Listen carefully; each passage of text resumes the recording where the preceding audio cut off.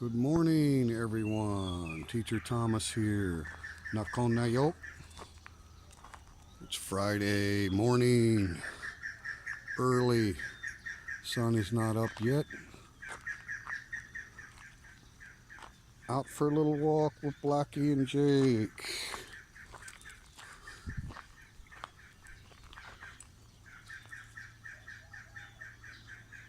I don't know how well you can hear all the morning birds and the roosters in the background, but very quiet in the early mornings. No traffic sounds at all. This is our little small soy, Sawanasorn Hoke, Sawanasorn 6, here at the end of the alley. And it's pretty dead except for peak hours. Get a lot of through traffic when school traffic starts and ends, and work business hours and all that. But early morning, at night, it's dead. Kind of nice. You can see all these 1, 2, 3, 4 homes over there. That gives you an idea. When they come in and fill the land, like they have this empty lot right here, it was all real low. They came in and fill dirted it all. You see all this vegetation is within the last few months. This was all dozed, leveled out dirt, right? So when they build these villages like this, that's pretty good sized homes over there. And the one on the very end is our landlord, and she has a restaurant connected to her home on the outside there. So there's a lot of square footage and a lot of covered area under those carports. So the one on the end here on the far right is the carport area that has a pretty good sized seating area for her restaurant, and she makes everything in a kitchen out back of her house, Thai style, and it's delicious, cheap food. That's very common in Thailand when you have these small 4-house villages. But I think they're getting ready to build another 4 on this lot right here, so we're going to have them even closer to our alley, so that's probably coming. But anyway, that's a typical middle to upper class Thai building project right there. Those are not cheap homes. Those homes are going to be, well, by Thai standards, they're not cheap. I'm going to say each one of those is 80,000, maybe a little bit more, probably at least Samlan baht, so 3 million baht per unit right there. And they're very nice. They all have very good yards and gates, and you can get automatic electric gates. You can see the one on the end added the custom concrete wall, which is more common to have the full block wall all the way around. It's a tall one, so he's got the privacy wall, and the other ones just went with the standard metal and wood slat fencing. But they're still tall enough to where an animal's not going to jump out. He just went extra tall with his concrete block. I just wanted to take a minute to explain that, because this is very typical, common middle to upper class when they come in and build some homes. That's how they do it. And often the home near the soy. Hey, no, hey, no, Blackie. Soy dogs. Hey.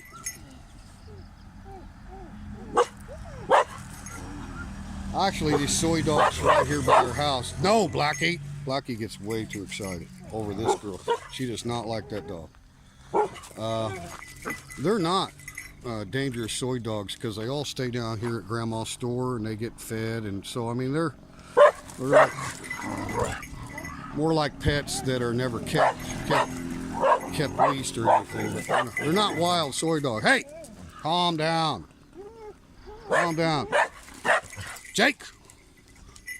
Okay, so anyway, they're calming down now. The last house that borders the soy road often will have a restaurant. No. Blackie. No. No. Jake. They're going to get all crazy about this girl. Have to get after them. Settle down. You've seen her 100 times before. Huh? They'll either have a restaurant that, you know, like I say, there's very little parking. You just pull over the side of the road, park where you can, and either have a restaurant or a mom and pop type store, which is awesome. So, you know, we've got Grandma's store across the way, and then we got Grandma's restaurant, which is our landlord. Sorry about that. We had a little craziness with the dog they've seen 100 if not 1,000 times. I mean, come on guys, not that big a deal. But that's very, very typical middle to upper class home construction. Now the village that we live in obviously has 4 soys, and there's 1, 2, 3, 4 units on each side of the soy, so talking 8 units to a soy, and we have 4 soys. So that's your normal village like what we got going on here. But that one where our landlord lives is very, very common. And like I say, they'll design it that maybe the one that's on the end that's up against the soy is kind of involved in the early architecture of the layout, because they design it specifically to either have a restaurant or a mom and pop store on the house that has the soy access. So slow down. Huh? You're going to get in trouble this morning. Calm down.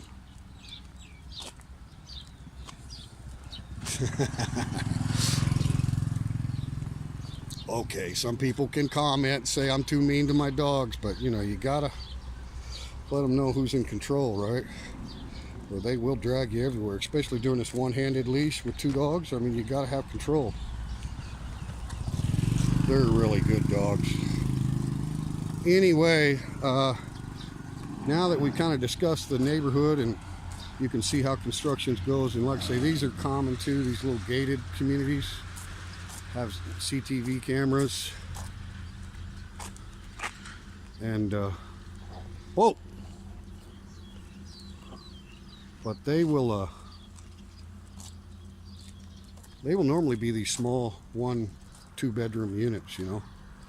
So not really a family thing, but people, single people or couples, business people that don't want any maintenance or any yard or anything.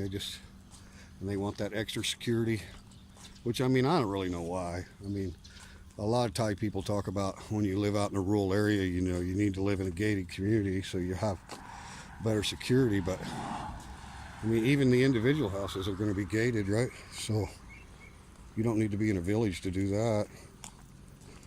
I mean, your entire house is going to be walled in with a fence, at least a fence, if not a concrete wall, and then a solid gate entrance to the driveway. So you can put your own sensors up, and you know, motion sensor lights and all that stuff. So Jake, slow down. You are really going to get in trouble. Now stop it. Go slow. And yeah, you can tell I don't edit any of my videos, so you're just getting the real morning walk here. And sometimes, every time we see a soy dog or somebody's dog that's not kept, I mean, they'll just want to take off and drag me. Well, if I don't teach them and get on their rears about it, you know, I'm going to be dealing with that every time. So anyway, I hope that now that some of my videos have been seen and you guys kind of understand who I am. Teacher Thomas. I work for the Royal Thai Army as an English teacher. I live in Nakhon Yok, and I've done quite a few videos about my city and the surrounding province, how it's all about the outdoors and everything. But I really want to say that this is life in Thailand outside of any big tourist area. And really, our stereotypical knowledge of Thailand from the West, if we don't have direct knowledge, other than maybe a holiday or two. We think of the beach cities like Phuket and all the islands, Koh Samui, and full moon parties, and then the big city of Bangkok, the size of New York City with, 12 million people. Or you go over to Pattaya, it's another pretty good sized city on the beach with huge red light districts. Or then you go down to Hua Hin on the other side of the Gulf of Thailand, and it's kind of the same, not as big as Pattaya, but beach towns, holiday tourism, blah, blah, blah. That's such a small part, man. You get away from those areas, there's nothing unique about Nakhon Nayok here, my province. This is normal. This is real life in Thailand, okay? There are no what we call farang bars, right? So there's bars, but they're just regular bars like they would be in any town back home. And that's what people need to understand. Prostitution is illegal in Thailand. Do they enforce that? Obviously not. But those areas where it's well known and common are a very small part of Thailand. We have 77 provinces in Thailand, so we would call it 77 counties. So you're talking, even all the biggest cities together that have some red light farang bar area are going to be maybe 6-7 counties, possibly more than that, out of 77. So, even if it was 10 counties, 10 provinces that had, kind of the touristy stuff going on, so that leaves 67 that doesn't. Okay, so nothing unique about where I'm at here in Nakhon Nayok, surrounded by mountains and lakes and rivers and streams and hiking and biking and canoeing and ATV riding and all the stuff that I've talked about before. Going to visit fruit farms and just everything that you could love about the nature of Thailand. That is way, way, way more common of a lifestyle in Thailand than the tourist areas. So that's what I really wanted to discuss. What is real life in Thailand? Am I just making, fantasy videos from some rare province in Thailand? I have this beautiful home for 4,000 baht, which we've discussed before. You times by 3, 12, so that's $120 a month. And I have a 3-bedroom and then, electric, cable, all that stuff. Everything combined is like $600 a month for my wife and I. And everybody's like, are you sure about all this? I'm sure about all this, okay? Now, I'm not talking about those 10 provinces or highlight areas of tourism and beachfront and all that, okay? That's a whole different game. And the city of Bangkok itself, whole different game, okay? But if you're thinking about living in Thailand, I'm sure you're going to want to choose a province more like this one. And they're everywhere. It's not just Nakhon Nayok. I mean, they're everywhere. I know many provinces I haven't seen yet, and I'm 140 kilometers northeast of Bangkok. So I'm not in Isan. When you go northeast of Bangkok, you start to go towards what they call the part northeast Thailand is Isan. Well, I'm still not in Isan, so to me it's kind of like central Thailand is the area that I'm in.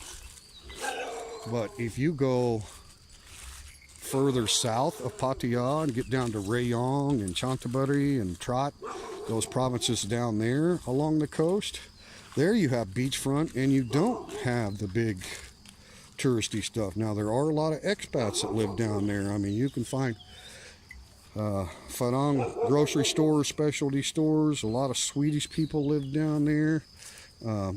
But it's not the same as those provinces we were talking about that are solely geared towards tourism. Tangling me up. So, anyway, let's just say 67 provinces that are going to be kind of like where I'm at here. Now, you might have a bigger city. Nakhon Nayok City is the biggest city in my province, okay?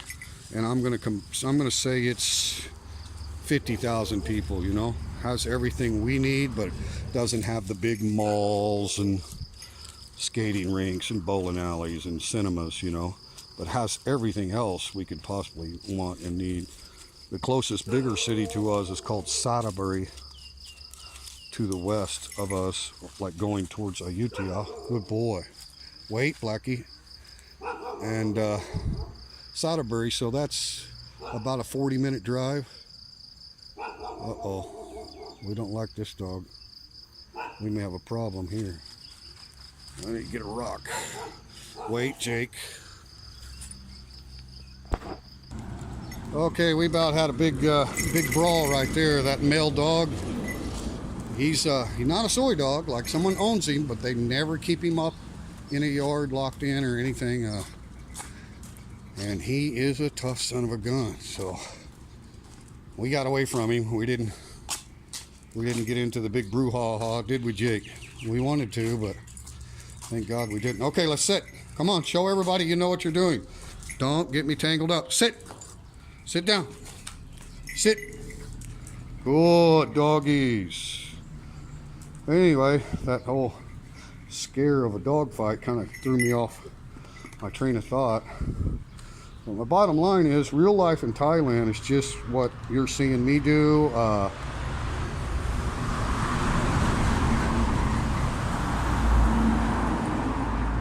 My wife and I do travel a little bit. I mean, we'll go a couple times a year down. We really like Rayong province. If we want to go see the sea, the ocean, the beaches, we love Rayong. It's only about 2.5 hours south of us. So from where I'm at, you could be to some nice beaches in no time. But we like that area because it's got some great beaches, but it's mostly local. It doesn't have that big touristy stuff. We just go right on past Pattaya. We don't like Pattaya. But now I will say one thing about Pattaya. There are a lot of family activities. Like, they have some amazing outdoor parks and things that you can go visit, like tours and stuff for the family. I mean, they really do. They have got liquid natural gas 18-wheelers here in Thailand. Most of them, all the new ones. Anyway, they have got a lot of stuff to do for the family. A lot of people think Pattaya just all about the nightlife scene, but it's not. I mean, they're really, but it's just so busy, and the roads are really not geared towards ease of access to everything. So we just go right on, take the bypass, keep going south past Pattaya, never even really see the city, not even get close to Beach Road or any of that. Go right on down south to Rayong, and you will love Rayong if you like beaches. That's all I got to say about that. So that's what we do. But when I say real life, I mean, that's what most people do, right? You take a couple of holidays a year. Now, I think there's a great vlogger up in Isan, the couple from Thot Panon. And man, they just show you real Thailand life too. I mean, married couple, living cheap, no time to be sad, unpredictable life. I mean, I love their stuff. But they do a lot of traveling, obviously, but they're set up to where they can do that, you know. They don't have these animals to take care of in a home that nobody else is watching when you go. What are you doing? Something about that truck he doesn't like. Normally he just turns and goes home right here, but he doesn't like something about that truck. He never does that. We just turn and they know exactly where they're going now. They've both done their thing. But anyway, that's the point of the topic of discussion on the morning walk, is the real life in Thailand.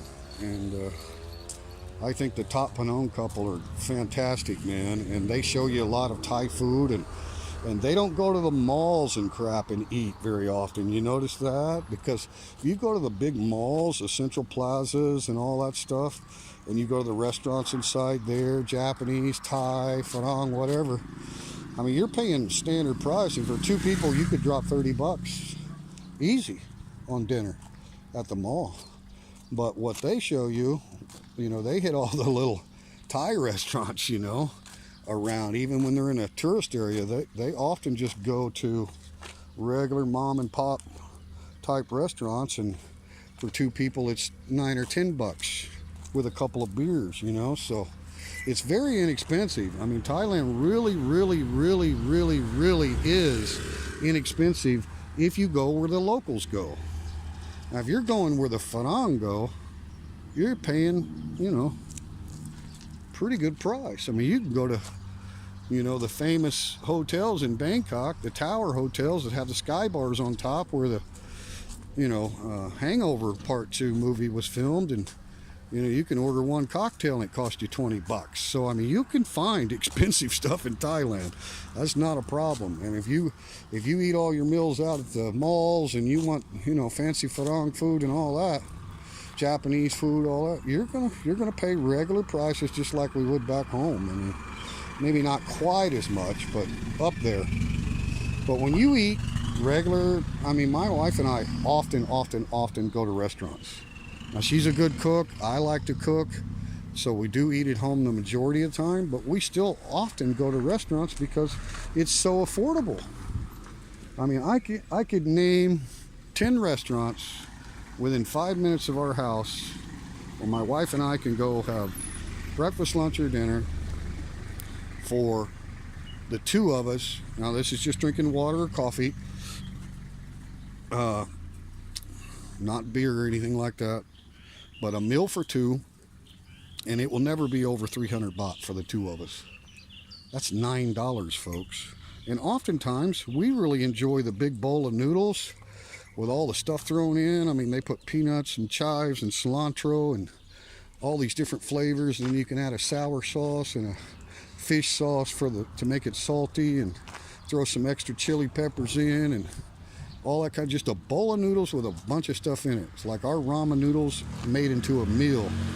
And they come with a master stock, like a pork stock or a chicken stock. So, they're not just instant noodles cooked in water. They actually have a stock. So you either order them with pork or chicken. My wife likes the seafood noodles a lot. So either way, you get actual stock from the cooking of the meats in the noodles. So, I mean, they're really enjoyable. And for two of us, I mean, they're like 40 baht a piece. So that's 80 baht. And we both filled our bellies.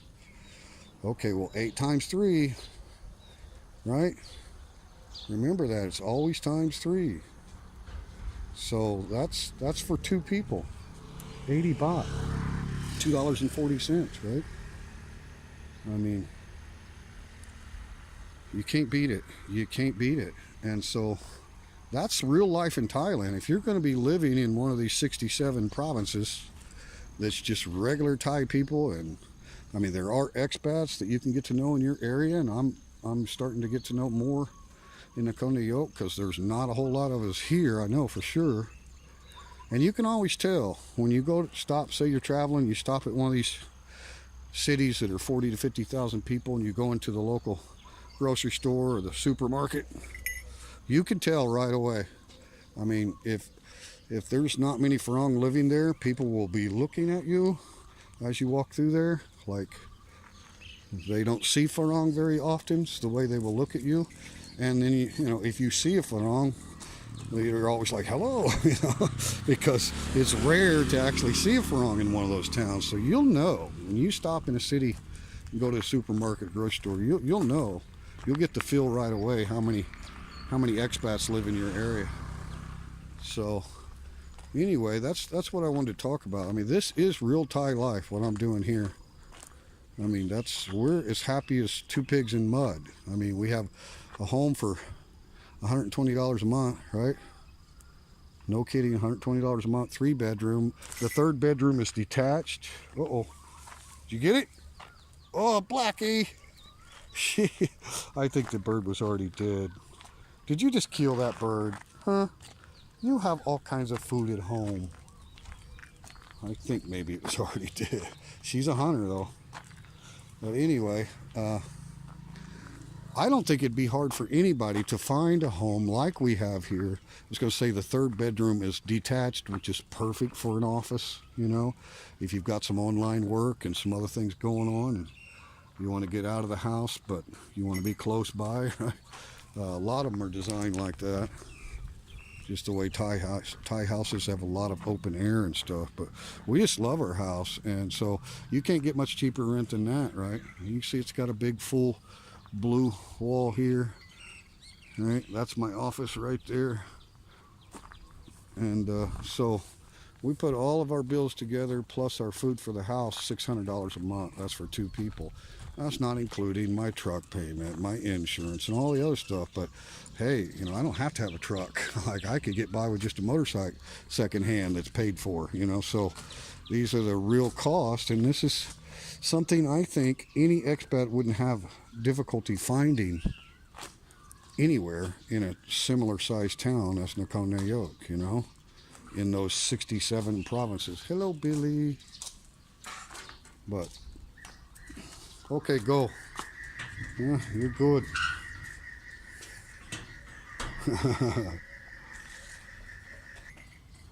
So, I mean, I don't think there's anything unusual about the life that I have here.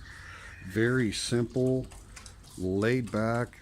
Thailand is the most stress-free country I've ever seen. And I've been around some to know, you know. And it's because of the people, like I talked about. Number one reason to live in Thailand is the Thai people, period. But bottom line is what we have here. Some simplicity, low stress is easily achievable for anyone who wants to live in Thailand. And I'd be happy to help. So comment, tell me what your cost of living is in Thailand. Do you think Teacher Thomas is way off the mark? Or what's the story, right? So anyway, good morning, peace, love to everyone. Teacher Thomas with Friday, March 29th vlog. Comment, like, subscribe. Anything I can do to help someone who's considering expat life in Thailand, or who is already here and is very new to everything. It's like, where should I go here? Should I go there? Should I buy a condo? I mean, I think that I have a lot of knowledge that can help you. And my recommendation is to rent for as long as you can until you really get settled in. If you have a Thai wife, if it's 2-3 years of renting, because you know, I thought about buying a house up north in Isan. We came across some really good deals, but I'm so glad I didn't, because I ended up having this part-time gig with the Royal Thai Army, and I love, you know, working for them. It's like all at, you know, at my own pace. They make it as accommodating to me as they can, and I love the province here so much more than Isan, because when you're in Isan, you know, you've got a 10-hour trip to Bangkok to take an international flight, or you have to go to, you know, one of the big cities and take a plane to Bangkok and then transfer. From here, I could be in Bangkok in 2 hours, and I can be in Pattaya in 2.5. So pretty convenient area of Thailand, and it has the right feel, the right size of the city. I love the outdoors, fishing, taking dogs. Me and my wife go to temples. I mean, that's what we do to entertain ourselves when we're not, you know, making a living, which is not hard to do here in Thailand. And you can see, add up all the expenses we have, and you know, one day I'll write out my truck payment, the insurance on the truck, my health insurance costs, like all the additional costs that are outside of sustainability. These are things that you do not have to have. But that $600 a month for 2 people, that's our rent, electric, cable, fiber, Wi-Fi, and water, which is everything. There's no gas, right? That's everything, plus food for the house. And I figured $400 a month for food for 2 people, which in Thailand is plenty if you're shopping at the markets and cooking most of your stuff at home. So a lot of people say $600 a month, this guy is crazy. But no, I'm honest now. my truck payment's 15,000 baht a month, right? Because we want to pay it off early, so we financed it for 4 years for like 12,000 baht a month, but we make that extra interest amount every month to pay it off early. You have no penalty for early payoff, right? So, so my house is 4,000 baht, my truck's 15,000 baht, right? Over 3 times. So, but do I need the truck? No, I don't need the truck. I lived here, almost a year before we even bought the truck. Just the motorcycle, and our motorcycles are paid for. So, when you start adding in full budget, monthly budget, it just depends on you and what you need. In a town this size, you don't need a vehicle. I mean, you can get food delivered from the grocery store, or you can just take your motorcycle to the market that's, 5 minutes from the house and get 2, Walmart sacks at a time. And that's what most people do in Thailand. They don't keep deep freezers and buy a bunch of food and keep it for months, They buy 2-3 days at a time, cook it, and then go buy 2-3 more days, So anyway, I hope this vlog about real life in Thailand really kind of gives you an understanding that what I'm doing is not unique to this province or this area of Thailand. I think it's easily attainable for anyone that takes their time and really looks around and go where the locals go. Remember to talk to locals about rental house. You say ban chao, is rental house, huh? Do you have a rental house, or you just stop in a village you like and you ask a neighbor, me ban chao tini kap? Do you have any rental house here, right? And if they don't know, maybe they'll tell you to go see another neighbor that knows someone that's, got some properties in the area. So that's what you need to do. Looking online stuff, you can't find the information that you really need to make a smart decision about where you want to live from any online source in Thailand that I've ever seen. You've got to go talk to the locals, right? So if you can't speak Thai, you got your wife or someone with you. A lot of people say that Thai charge more if they see it's a frong, and that's true in some cases. Like maybe they got it listed in Thai for, say, 4,000 baht a month, and then you come and talk to them. You don't know about that listing. They see a farang and they're like, 8,000 baht, right? So that does happen, but not with good Thai people. That's going to be more the resort holiday type stuff where they're trying to get more money because they see it's a farang wanting to rent. So sometimes you can actually send your wife, or if you have Thai friends, let them go talk to the locals before you get out of the vehicle, right? So they already get a price and stuff, and then you get out of the vehicle and they're like, oh, it's farang, right? So, be smart about your shopping and your tactics here in Thailand, all right? Peace, love, Teacher Thomas, signing off, saying goodbye. Please comment, like, subscribe. Let me know what is your life in Thailand like. Remember, be happy.